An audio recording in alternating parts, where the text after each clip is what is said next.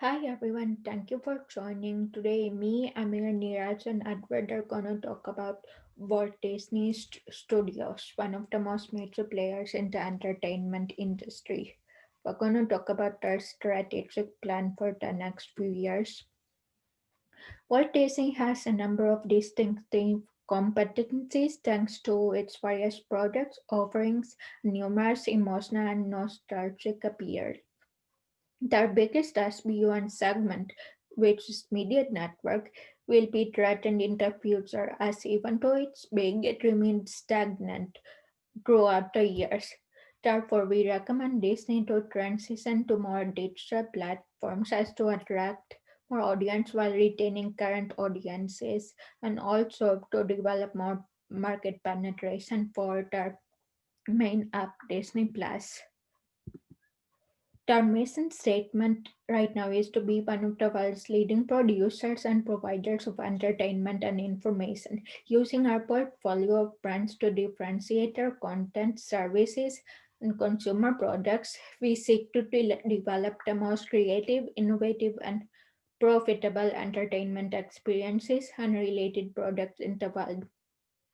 Keeping in mind the components that the mission statement should have, the revised statement would be to be one of the leading producers of quality entertainment and information in the entertainment industry for our fun-loving customer base. Using the latest technology available, we keep customers happy while maintaining constant growth. Our philosophy is to spark joy in people with our latest leasers while taking care of the environment. Our caring employees are extremely pleased to help in regards to develop the most creative, innovative, and profitable entertainment experiences and related products in the world. This has markets, customers, technology, survival and growth, philosophy, distinctive competence, public image, and employees and products. Alongside that, the vision statement is to make people feel great. The revised one would be to be the best leading provider in the entertainment industry globally. Our brand is linked to having fun, pleasure, and gaining happiness. And this meets the 5 out of 5 criteria for vision statements. Clear, it's futuristic, concise, unique, and inspiring. So, Walt Disney is a assorted entertainment company with many segments such as media networks, parks and resorts, studio entertainment, consumer products, and interactive media. In addition, they also own ESPN, ABC, Marvel, Pixar, Cross Sports, and more. Disney is very popular around the world based on the fact that everyone has heard of it. Now I'm gonna pass on the stage to my partner Amir. Now let's jump into our internal audit. Disney's distinctive competencies acquired extraordinary values and are enriched through generations of hard work to establish these competitive positions and advantages. Tangible products are exclusive to Disney. Items like Mickey and Minnie Mouse hold extreme emotional appeal when it comes to instilling nostalgia with adult customers, along with an ability to be multi-generational and attract younger audiences as well. In addition, new audiences eventually convert into adult nostalgia. Intangible items, like we said, brand equity. There's huge nostalgia that comes with Disney, just the Disney name, logo, that holds a huge emotional appeal and creates nostalgia with its users. Parks and resorts. Disney's holds a substantial market share of parks and resorts. It's divided into 11 divisions on an international level. Studio entertainment as well. Disney's produced films account for around 33% of total U.S. film production, which is insane. Studio entertainment includes items like Black Panther, Avengers, Snow White, and then other really well-known films. Jumping a little deeper, the VRIO analysis suggests a few things. Intangible products and brand equity, like we mentioned before, they hold a strict competitive advantage when it comes to Disney products. The actual tangible products, parks and resorts, and the studio entertainment, they hold a relative competitive equality. And media networks, which is relatively concerning, and we're going to deep dive into that a little more further in the report. But it's something to note that media networks actually holds a competitive disadvantage. And the real reason why it's a key element to consider is that media networks is extremely valuable to Disney. Um, so we're going to deep dive into that a little more. So let's continue. There are other internal factors that we have to assess. So management functions analysis. Disney heavily allocates resources to planning, organizing, controlling, and motivating. Planning, they use continuous development of 5-year plans to focus on acquisition, new business opportunities, new technologies to add to the organization's portfolio. In terms of the actual organizational structure, it currently operates as an SBU type structure. So each SBU provides revenues that adds up to the total performance. Disney controls in a manner that has mechanisms to help regulate certain protocols, as well as productively achieving these organizational objectives. So things like budget control, financial controlling, management auditing, which is basically continuously auditing the management and monitor management processes to control. Disney has done an amazing job when it comes to actually motivating and creating a corporate culture for its employees. The corporate culture is able to give its subordinates power, and overall that improves their performance. Jumping into the key ratios analysis, and for the sake of time, it's a little too long to assess each ratio. So just jumping into the first two, the current ratio, we notice that a ratio of 0.81 is slightly frightening, as Disney would not be able to pay off all its debts if they were all due at once. Disney also had a score of 1.01 in the previous year, meaning that they are doing worse. The quick ratio analysis, the extent of which a firm can actually pay its short-term obligations without relying on the sale of inventories. So the companies usually like to have around a 1-to-1 ratio. Disney having a falling ratio could indicate that there is high turnover in the business. The IFE matrix refers to how strong Disney is in each factor in the firm. The firm's response is above average with a rating of 2.93. The relative important factors of success in the firm would be average 2.5 respectively. This would indicate that Disney's strategies are working well and are properly designed to exploit strengths while defend against the current weaknesses. Jumping into our external audit. First, we'll start with our pestle analysis. The political factors directly impact Walt Disney efforts. Intellectual property on a global business scale is a huge opportunity and a factor. Wage legislation, trade policies, political conditions, heavily monitored by Disney. Economic factors. Trends have tremendous implications on Disney. These environmental factors are primarily resulted from North American economies, considering most of these revenues are generated from the markets. But developing countries offer substantial comfort for Disney as well, as an increase in development can allow greater disposable incomes in those economies, allowing a greater ability to spend on entertainment and other, personal experiences through Disney services. Socio-cultural factors is also an important factor when it heavily impacts Disney's global market strategies. Disney performs well in North America, but Disney if Disney would want to obtain a larger market share on an international level, it has to put social factors into consideration. So each country and region will have its unique culture, and it will potentially conflict with North American cultures and values. Technological factors, as we all know, rapidly growing and changing mass media as we know it. Social media, media distribution, media intake, they're all correlated to technological growth and success. This can also be a threat as development can fall behind, allowing opportunities for competition to develop and advance quicker than Disney. Environmental factors, a relatively lower external factor, but still a factor to monitor.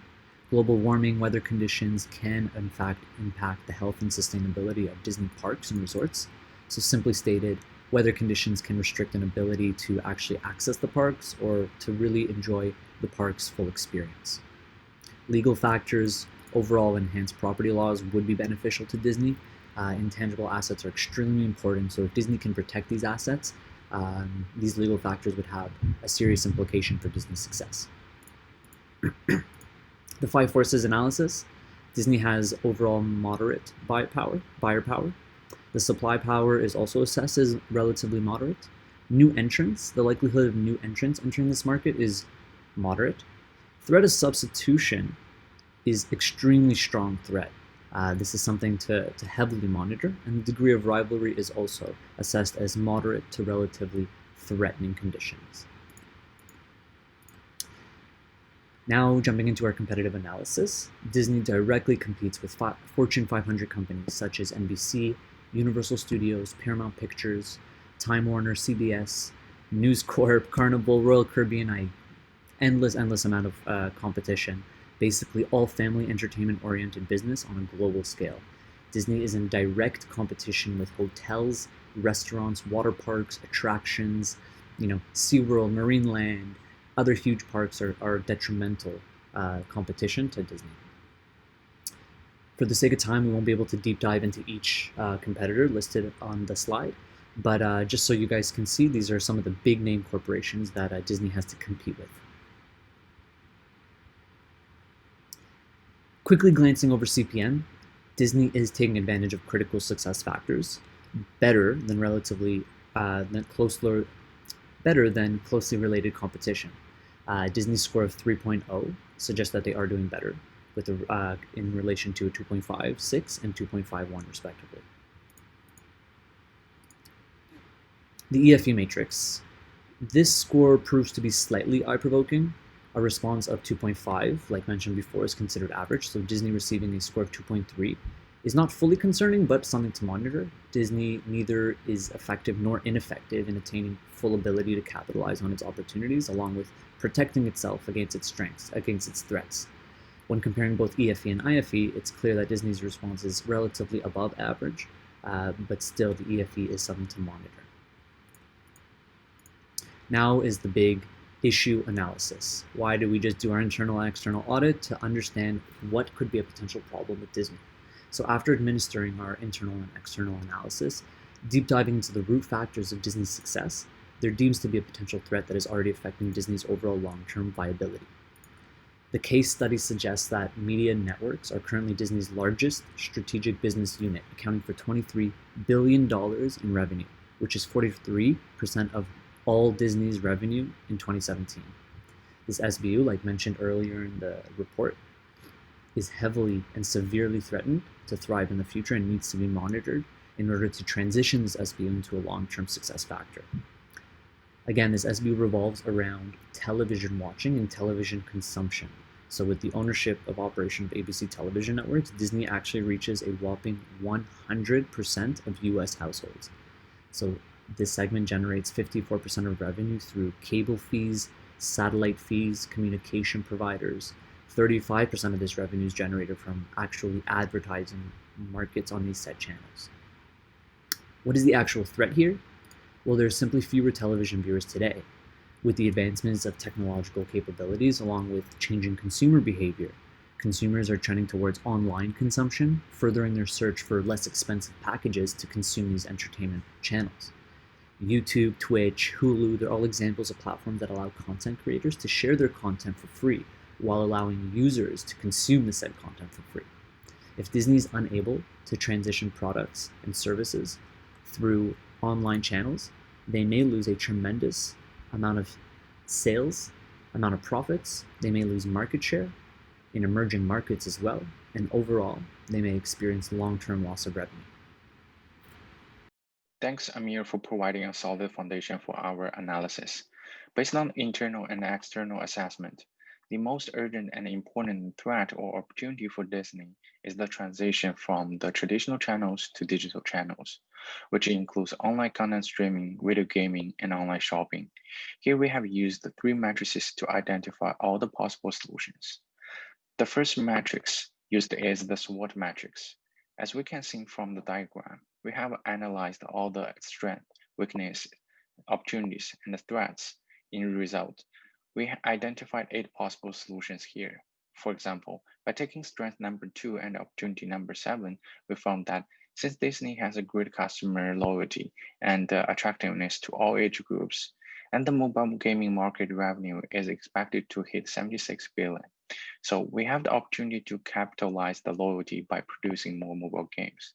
Another example is Disney has a great distribution in 162 countries, as well as 34 languages.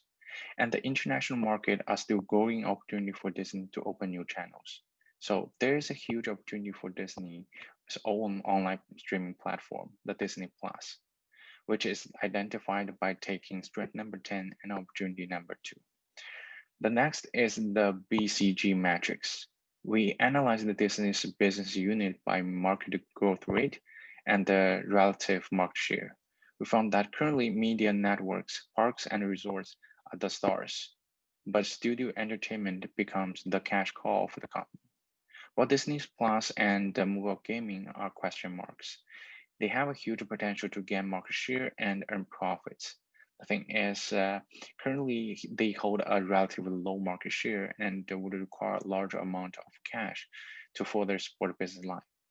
But if the two businesses can develop successfully, they would be our new stars. The last matrix is the grant strategy matrix. From the graph, we can see that all Disney's strategic business unit fall under quadrant 1 or 4, which is a good sign for the company. The media network, exactly between quadrant 1 and 4, which states that it has a somewhat strong competitive position, but it operates in a moderate market growth rate. Based on all the matrices analysis, here's our recommendation. We found the two solutions are well suited, the Disney Plus and the mobile gaming. So we used another matrix, the quantitative strategic planning matrix, to examine which one is the best solution. And as it shows in the tables, Disney Plus has a total score of 2.9, which is doubled compared to mobile gaming. Therefore, we recommend primarily focusing on the online streaming platform, Disney Plus, investing in product development and increasing its market penetration. In addition, a significant decrease in Disney's content consumption would break the value chain they have built for decades. So keep the market share of media consumption is the top priority for Disney, and Disney Plus is the best solution for the situation. Now I'll pass it to Neeraj for implementation and control.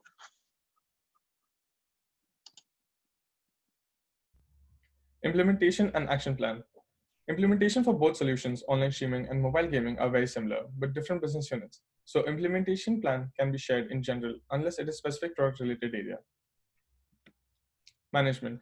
First, at the management level, Disney has to set clear objective goals for each business unit so all the levels of employees can move in the same direction, such as target product development stages, market share, and sales revenue. Second, update or set up policies for the two business units, including guidelines, procedures, rules, etc., to support and encourage all employees to work towards the new business objective. Third, allocating resources to the two business units, including financial resources, physical resources, human resources, and technological resources. Operations. Managing resistance to change is a major challenge for the new strategic solution since it requires a lot of changes in positions, duties, and daily activities. A top-down strategy is needed here since the high-level managers need to communicate with the team about the new objectives and take care of their emotions. Research and development. R&D will play a critical role in the new strategic solution. Both online streaming platform and mobile gaming business units are heavily relying on R&D. So communication among the R&D and all other related departments is a very important factor to ensure the product fits the market needs. Marketing. Market penetration is one of the two strategies for new strategic solutions. So it requires marketing teams full effort to support the strategy using various promotional tools such as social media channels, billboards, and hoardings. Accurate product positioning. Since Media Networks is the largest SBU and reaches 100% of the households, our focus is to position the product among children between the age of 4 and 16 by creating enhanced awareness through effective advertising. Control and evaluation mechanism. Disney operates from a strategic business unit type structure, which makes it easier for the company to monitor the activities as each division is looked over by a chairman.